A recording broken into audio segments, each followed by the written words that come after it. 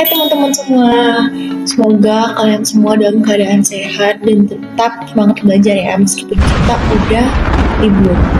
Oke, pada kesempatan kali ini aku dan teman-teman aku bakal membahas salah satu materi penting dalam aljabar, yaitu subruang dan himpunan vektor yang merentang ataupun span. Mungkin kalau untuk pertama kali orang yang dengar bakal kedengaran rumit dan susah kali ya. Tapi tenang, teman-teman, karena di sini aku sama teman-temanku kita akan membahas materi ini dengan menggunakan bahasa yang sesederhana mungkin, dan kita pastiin kalau kalian bakal mudah memahaminya, dan kita akan menjelaskan serta memberikan contohnya pada kehidupan sehari-hari. Pada itu, kalian harus simak baik-baik ya videonya. Di sini aku bakal ngejelasin definisi 4.1 atau definisi subruang. Misalkan kita punya V yang merupakan suatu ruang vektor dan W adalah himpunan bagian tak kosong dari V. Nah, himpunan W ini bisa kita katakan menjadi subruang dari V. Jika dan hanya jika W sendiri juga merupakan ruang vektor terhadap operasi penjumlahan dan perkalian skalar yang didefinisikan pada V. Simpelnya, W merupakan ruang vektor kecil dari ruang vektor besar tadi atau V, dan mereka memakai aturan main atau operasi yang sama. Terdapat beberapa contoh dari definisi 4.1 tadi. Contoh yang pertama yaitu himpunan B yang isinya cuma vektor 0. Ini merupakan subruang terkecil pada subruang vektor.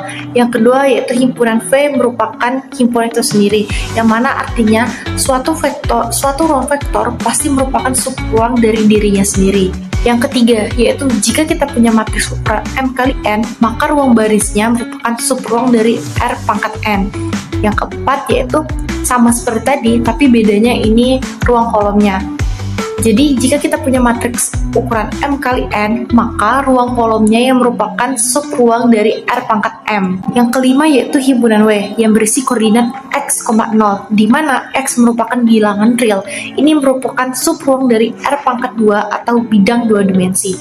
Lalu yang terakhir ada himpunan matriks A berukuran 2 kali 2 dengan entry berbentuk A plus B, A plus B, B.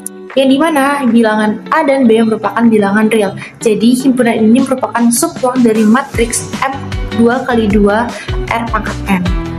Misalkan V suatu ruang vektor dan W merupakan himpunan bagian tak kosong dari V, maka himpunan W merupakan subruang dari V jika dan hanya jika A untuk setiap vektor U dan V merupakan anggota himpunan W, maka U ditambah V harus merupakan anggota W. Yang B, untuk setiap skalar alfa merupakan anggota bilangan real, dan untuk vektor U merupakan anggota W, maka alfa dikali U harus merupakan anggota W. Buktinya yang pertama yaitu, misalkan W merupakan subruang dari V. Karena W merupakan subruang dari V, maka semua aksioma ruang vektor dipenuhi. Jadi, A dan B dipenuhi. Yang kedua, misalkan A dan B dipenuhi, berarti aksioma ruang vektor 1 dan 6 dipenuhi. Aksioma 2, 3, 7, 8, 9, dan 10 dipenuhi karena W merupakan himpunan bagian dari V. Misalkan, vektor U sembarang di vektor W, berdasarkan B diperoleh alfa dikali U merupakan anggota W. Untuk setiap alfa merupakan anggota bilangan real dan U merupakan anggota W. Untuk alfa sama dengan 0 diperoleh 0 sama dengan 0U di W, dan untuk alfa minus 1 diperoleh bahwa minus U sama dengan minus 1U di W. Jadi terdapat 0 anggota W sehingga 0 plus U sama dengan U sama dengan U plus 0 untuk setiap U anggota bilangan W, dan untuk setiap U anggota W terdapat minus U anggota W, sehingga U plus minus U sama dengan 0 sama dengan minus U plus U. Akibatnya W merupakan subruang dari V. Misalkan V merupakan suatu ruang vektor, himpunan tak kosong W, himpunan bagian V, dikatakan tertutup terhadap penjumlahan jika U plus V anggota W untuk setiap U V anggota W, dan tertutup terhadap perkalian skalar jika alfa dikali U merupakan anggota W untuk setiap alfa anggota bilangan real dan U merupakan anggota W. Baik, di sini kita akan membahas teorema 4 tidak 2.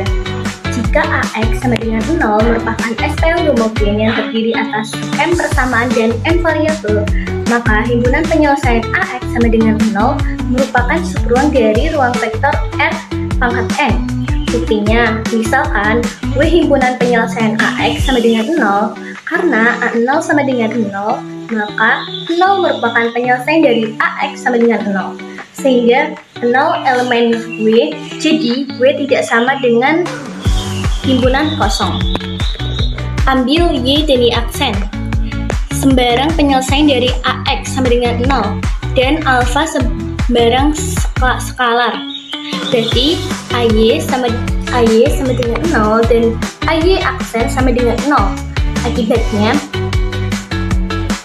A dalam kurung Y tambah Y aksen sama dengan AY tambah AY aksen sama dengan 0 tambah 0 sama dengan 0, dan A dalam kurung alfa Y sama dengan A alfa dalam kurung AY sama dengan alfa 0 sama dengan 0.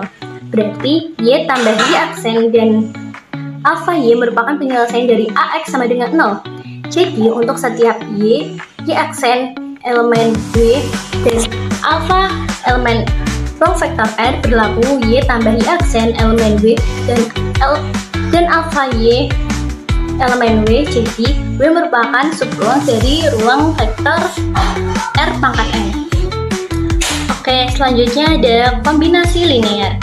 Kombinasi linear adalah cara membentuk suatu vektor baru dari beberapa vektor yang sudah ada.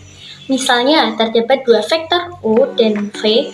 Jika kita mengalihkan masing-masing dengan suatu bilangan, kemudian menjumlahkannya, hasilnya disebut kombinasi linear. Konsep ini menjadi dasar untuk memahami span. Oke, jadi kita akan membahas definisi 5.1. Suatu vektor W disebut kombinasi linear dari vektor-vektor V1, V2, sampai Vn jika ada skala-skala K1, K2, sampai Kn sedemikian hingga W sama dengan K1, V1 ditambah K2, V2 ditambah sampai dengan Kn, Vn. Teorema titik 1.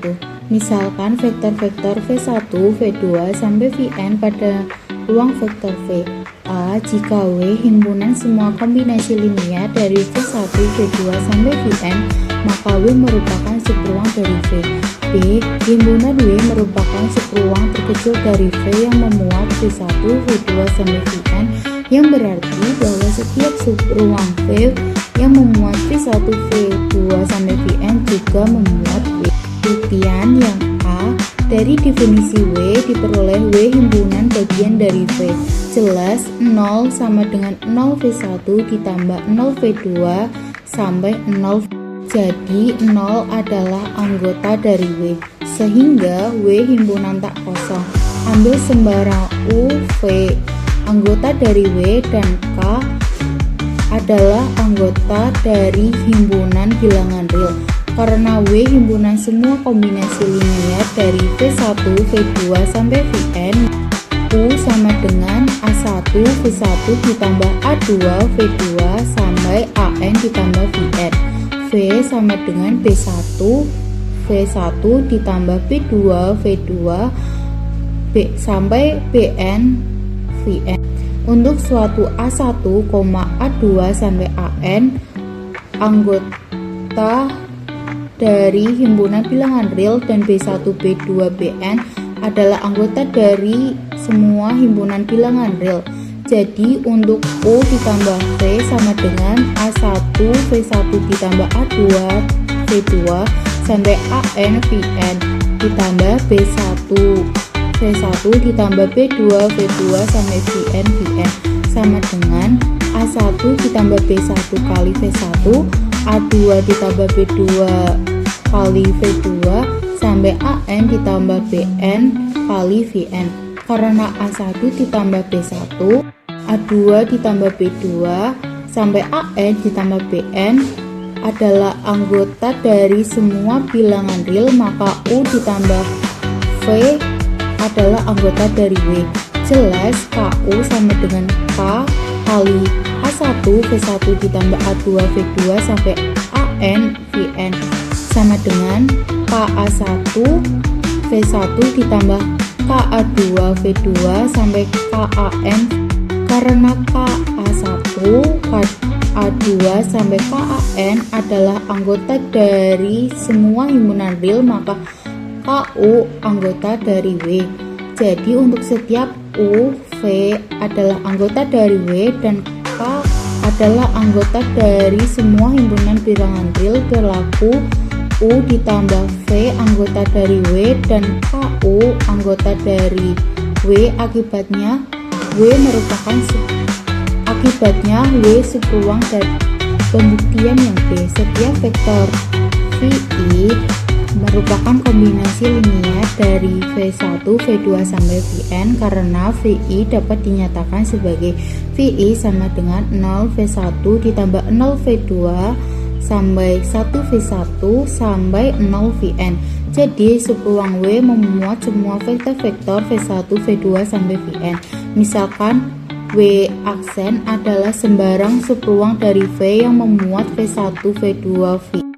Akan ditunjukkan semua elemen W pasti ada di dalam W aksen. Ambil X anggota dari W sembarang karena W himpunan semua kombinasi linier dari V1, V2 sampai Vn, maka X sama dengan C1 V1 ditambah C2 V2 sampai Cn Vn.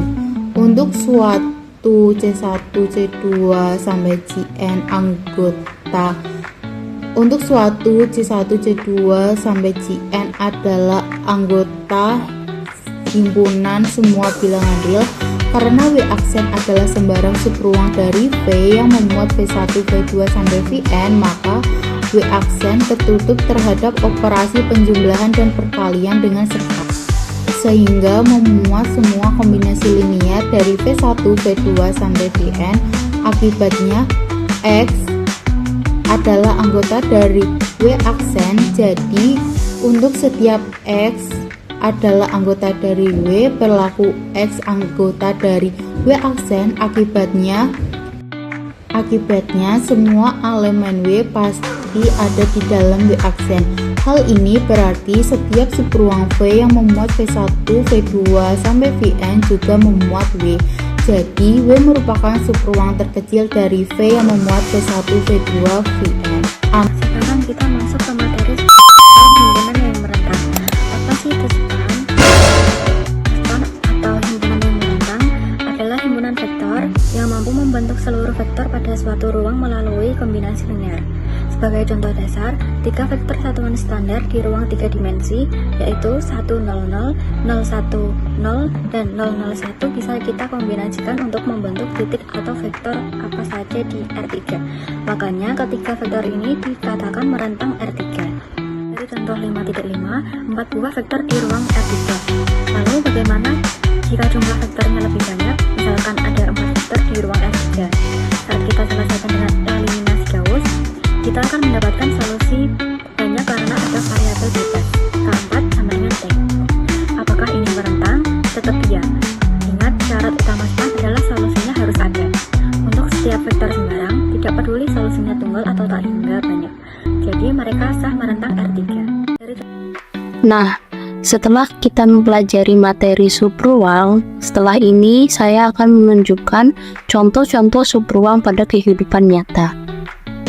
Subruang vektor itu persis seperti danau Tambing yang berada di dalam Taman Nasional Lorelindo ini. Dia adalah wilayah khusus yang mandiri. Selama suatu area punya titik pusat dan semua vektor di dalamnya kalau dijumlahkan atau dikalikan skalar, hasilnya tetap tidak keluar dari batas wilayah danau, maka area tersebut sah menjadi sebuah subruang vektor. Kesimpulannya simpel, Taman Nasional Lorelindo ini adalah ruang vektor besarnya. Nah, Danau Tambing yang dilingkari ini adalah subruang vektornya karena dia punya batas wilayah yang saklek. Nah, ternyata sesimpel itu kan mempelajari subruang pada aljabar vektor.